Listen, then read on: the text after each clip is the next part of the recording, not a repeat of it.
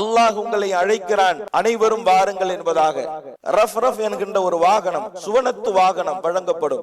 அந்த வாகனத்தை எடுத்துக்கொண்டு அல்லாஹ்வினுடைய அழைப்பை ஏற்று அங்கே செல்வார்கள். அங்கே உயர்ந்த சிம்மாசனங்கள் அமைக்கப்பட்டிருக்கும். அந்த சிம்மாசனங்களிலே நபிமார்கள், உயர்ந்தவர்கள், சாலிஹீன்கள் எல்லாம் அமர்ந்திருப்பார்கள். சிலருக்கு சிம்மாசனம் இருக்காது, அவர்கள் கஸ்தூரி மேடைகளில் அமர வைக்கப்படுவார்கள். அப்போது அல்லாஹ் வருவான், அஸ்ஸலாமு அலைக்கும் என்பதாக சலாம் சொல்லுவான்.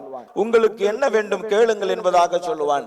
அடியார்கள் சொல்லுவார்கள், யா அல்லாஹ், எங்களை மன்னித்து இந்த உயர்தரமான சுவர்க்கத்தை தந்திருக்கிறாயே, இந்த உபகாரம் எங்களுக்கு போதாதா?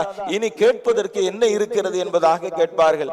அப்போது அல்லாஹ் சொல்லுவான், இன்னும் இருக்கிறது, அறிந்தவர்களிடத்திலே கேளுங்கள் என்பதாக சொல்லுவான். அப்போது ஹஜ்ரத் ஆதம் அலைஹிஸ்ஸலாம் அவர்களிடத்திலே கேட்பார்கள், அல்லாஹ் கேட்க சொல்லுகிறானே, எதை கேட்பது? ஹஜ்ரத் ஆதம் அலைஹிஸ்ஸலாம் அவர்கள் சொன்னார்கள், நான் சுவர்க்கத்தில் தான் இருந்தேன், அல்லாஹ்வினுடைய கோபத்தால் சுவர்க்கத்தில் இருந்து நான் பூமிக்கு அனுப்பப்பட்டேன். நீங்கள் அல்லாஹ்விடத்திலே கேளுங்கள், யா அல்லாஹ், எங்களின் மீது நீ இனி கோபமே படக்கூடாது, உன்னுடைய பொருத்தம் தான் வேண்டும் என்பதாக கேளுங்கள் என்பதாக ஹஜ்ரத் ஆதம் அலைஹிஸ்ஸலாம் அவர்கள் சொல்லி தருவார்கள்.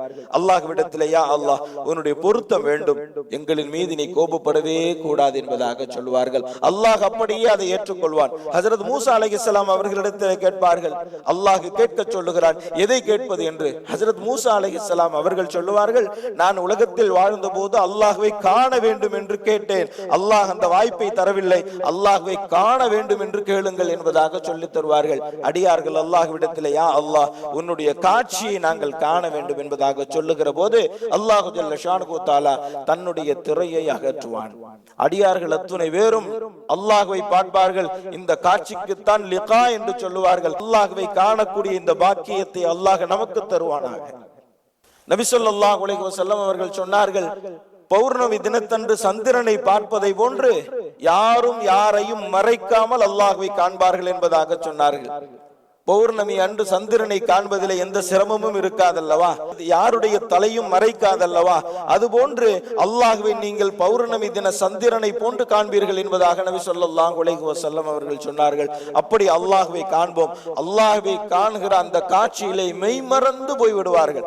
நாம் எங்கே நிற்கிறோம் என்று தெரியாது, நாம் எதை அனுபவித்துக் கொண்டிருக்கிறோம் என்று தெரியாது. இன்பத்திற்கு மேல் இன்பம், மீண்டும் தன்னுடைய இருப்பிடத்திற்கு செல்ல வேண்டும் என்று கூட அவர்களுக்கு சிந்தனை வராது. அந்த அளவிற்கு அப்படியே அல்லாஹ்வினுடைய அழகிலே மயங்கி போய் நிற்பார்கள். அப்போது அவர்களுக்கு சொல்லப்படும், அல்லாஹ் உங்களுக்கு என்று ஒரு சந்தையை வைத்திருக்கிறான், அங்கே நீங்கள் செல்லலாம் என்று சொல்லப்படும். அங்கே சென்று பார்ப்பார்கள், அது ஒரு உருவ சந்தை. அங்கே அழகழகான தோற்றங்கள் இருக்கிறது.